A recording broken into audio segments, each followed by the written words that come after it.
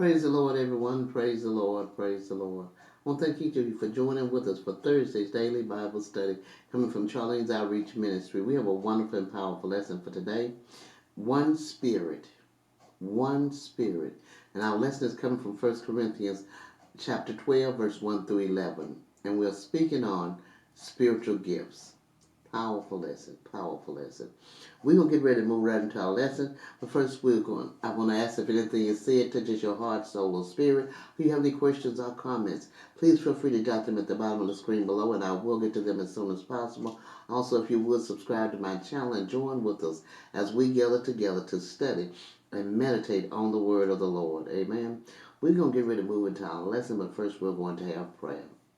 Our Father which art in heaven, hallowed be thy name. Thy kingdom come, thy will be done on earth as it is done in heaven. Give us this day our daily bread, and forgive us our debts as we forgive our debtors.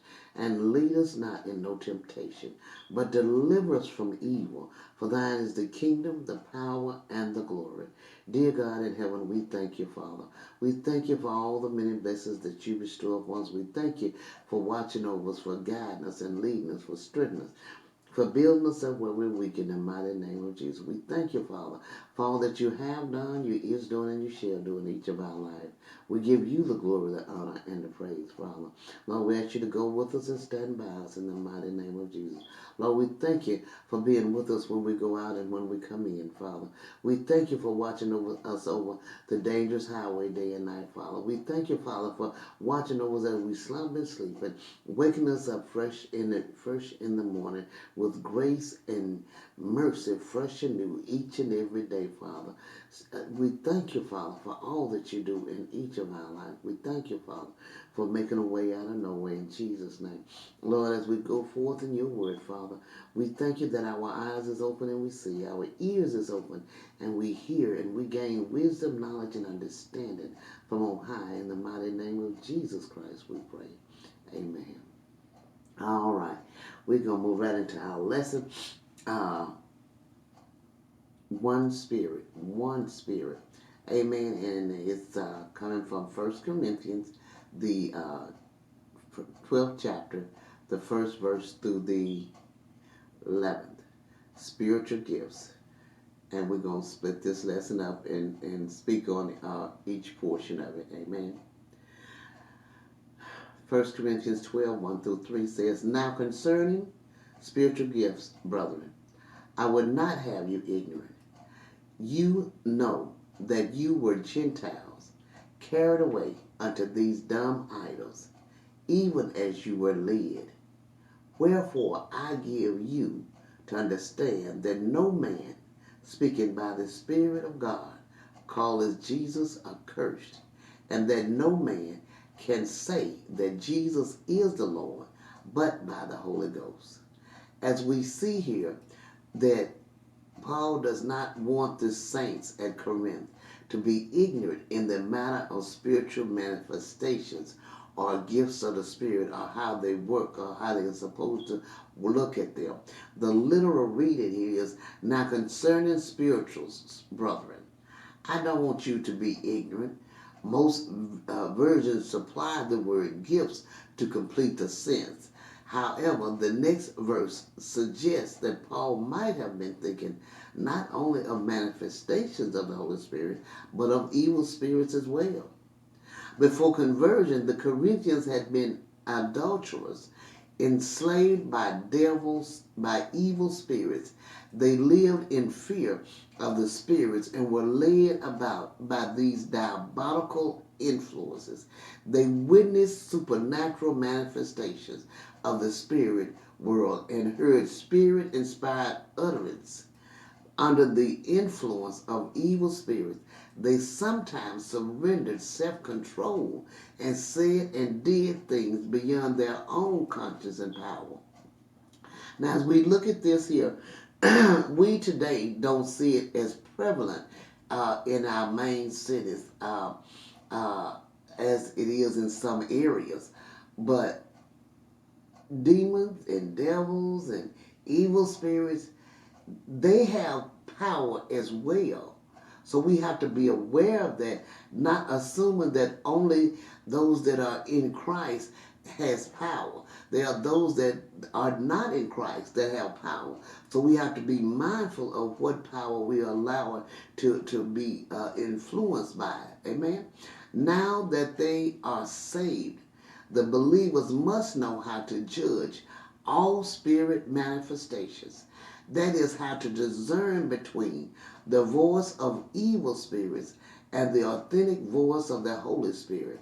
The crucial test is the testimony that is given concerning the Lord Jesus. If a man says Jesus is accursed, you can be sure that he is demon inspired, because evil spirit characteristically blaspheme and curse the name of Jesus.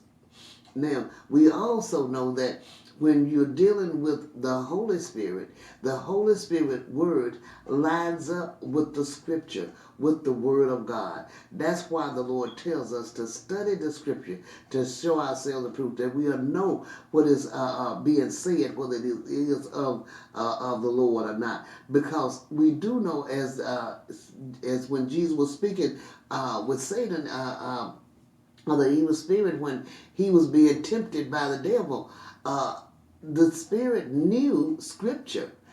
So we have to be sure that we know the correct words of the scripture and have what it means.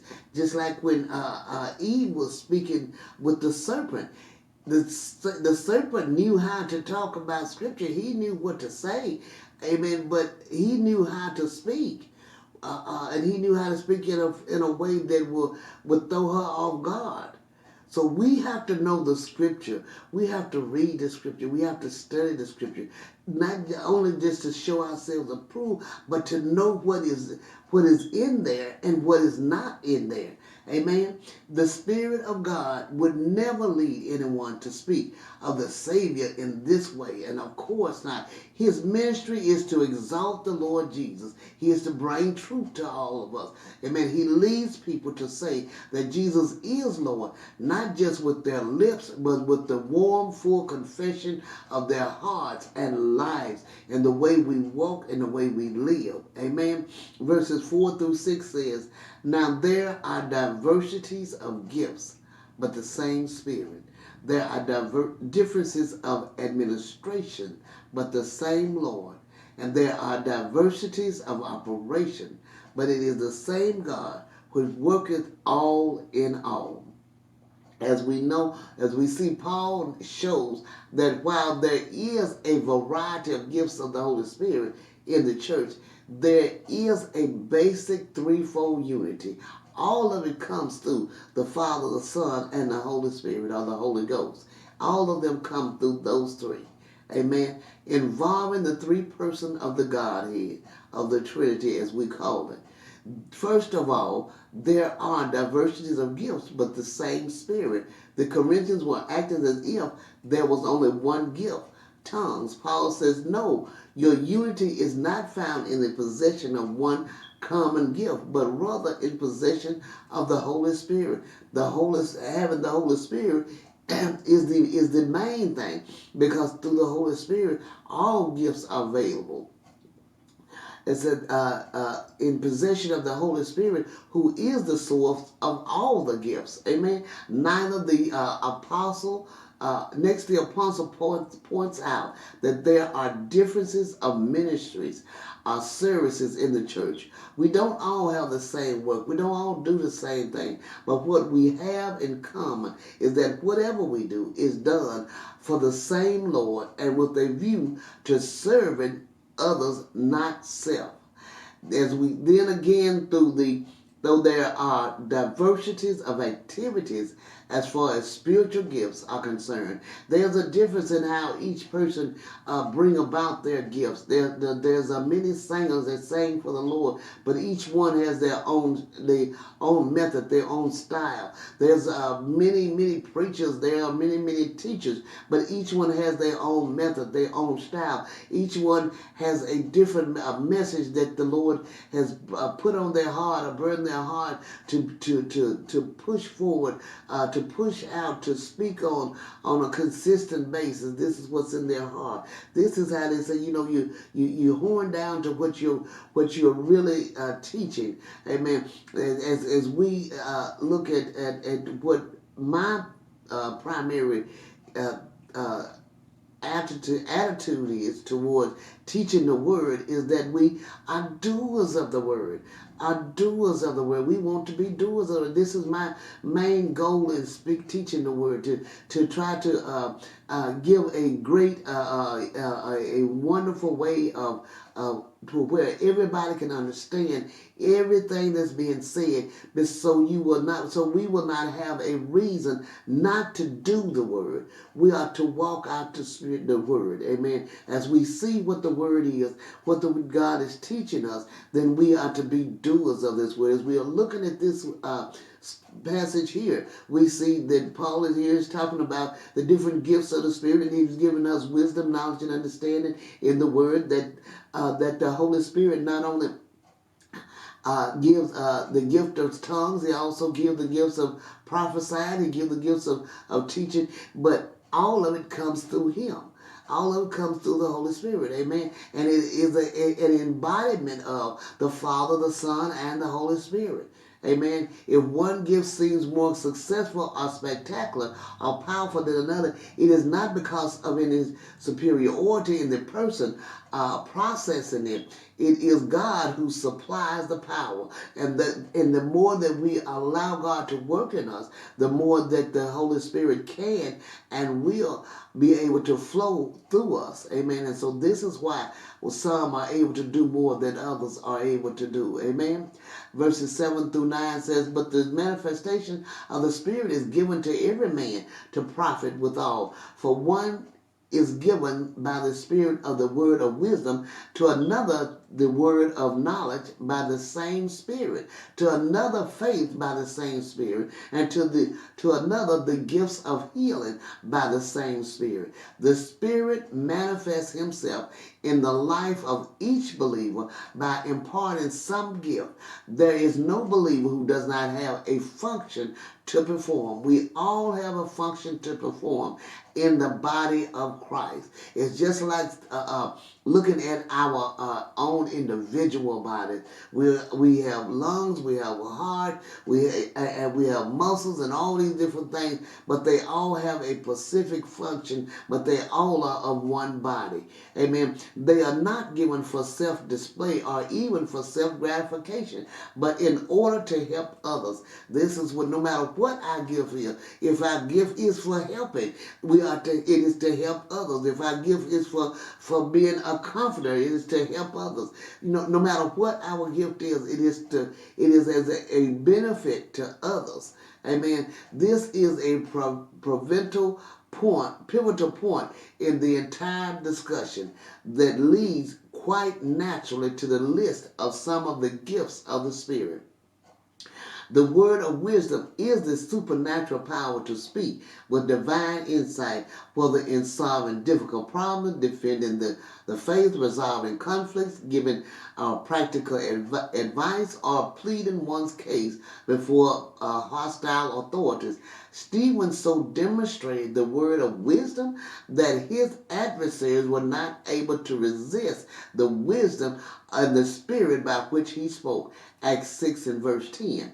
The word of knowledge is the power to communicate information that has been divinely revealed. This is illustrated in Paul's use of such expressions as, behold, I tell you a mystery, 1 Corinthians 15 and 51. And for this we say to you by the word of the Lord, 1 Thessalonians 4 and 15. In that primary sense of conveying new truth, the word of knowledge has ceased, but it has not, the word of knowledge has not ceased. It still goes forth in people. Some say believe that it has ceased, but it has not. But those that are up under the Holy Spirit and letting the Holy Spirit guide them through fasting and praying and seeking God, they are able to give words of knowledge, words of encouragement, words of prophecy into different people's life. Amen. None of the gifts has stopped. He didn't stop when the disciples died. It continues on into us. Christ did not say, now when you die, this is the end of it. He never said that. Amen. Christian faith has been once for all delivered to the saints, and it is still being delivered to the saints. The body of Christians doctrine is complete in the fact that there's no new ones, but the same ones are being manifested in people today. The word of knowledge is still with us. There's still communication of divine knowledge to those who live in close fellowship with the Lord. As Psalms 25:14. The sharing of that knowledge with others is the word of knowledge. The gift of faith can be small or large as we grow in the Holy Spirit. It is a divine ability to remove mountains of difficulty in pursuing the will of God. 1 Corinthians 13:2. And to do great exploits for God in response to some command or promise of God as found in His Word or as communicated privately. George Mueller was one of the most famous ones known for believing in God to a point that he went forth and raised over 10,000 orphans. Mueller was a classic example of a man with the gift of faith without ever making his need known to anyone but God. He cared for over 10,000 orphans and where people came and helped him. Over a period of 6 years, 60 years, the gifts of healing have to do with the miraculous power to heal diseases, which is still available and still possible. Excuse me. Verse 10 and 11 says, and to another the working of miracles, to another prophecy, to another discerning of spirits, to another divers kinds of tongues, to another the interpretation of tongues. But all these worketh that one and the selfsame Spirit, divided to every man severely as he will. There are various gifts and various offices to perform, but all proceed from one God, one Lord, and one Spirit. There is from the Father, Son, and the Holy Ghost the origin of all spiritual blessings. No man has them merely for himself. The more he profits others, the more will they turn to his own account. The gifts mentioned appear to mean exact understanding and uttering the doctrines of the Christian religion, the knowledge of mysteries, and skill to give advice and counsel. Also the gift of healing the sick, the working of miracles, and to explain scripture by the gift of the Spirit, and ability to speak and interpret languages or to interpret tongues, the speaking of the Holy Spirit through a person. That there are some that can interpret the tongues of others. Amen. If we have any knowledge of the truth or any power to make it known, we must give all the glory to God and of God. The greater the gifts are, the more the possessor is exposed to temptations, and the larger is the measure of grace needed to keep him or her humble and spiritual, to keep you in line, because the more that you receive, the more that is required of you, and the more that the day of Satan comes after you to pull you down and to make you falter. Amen. We have little cause to glory in any gift. No matter how great the Lord allows us to be in a gift, we have no right to be glorified as if we did it. It is bestowed on us to disperse those who have them not. Amen. As we have little cause to glory in any gifts bestowed on us, or to despise those who have them not. We can't despise anyone because we think that they have a greater gift than we have, or they got the better gift or anything like that. We have to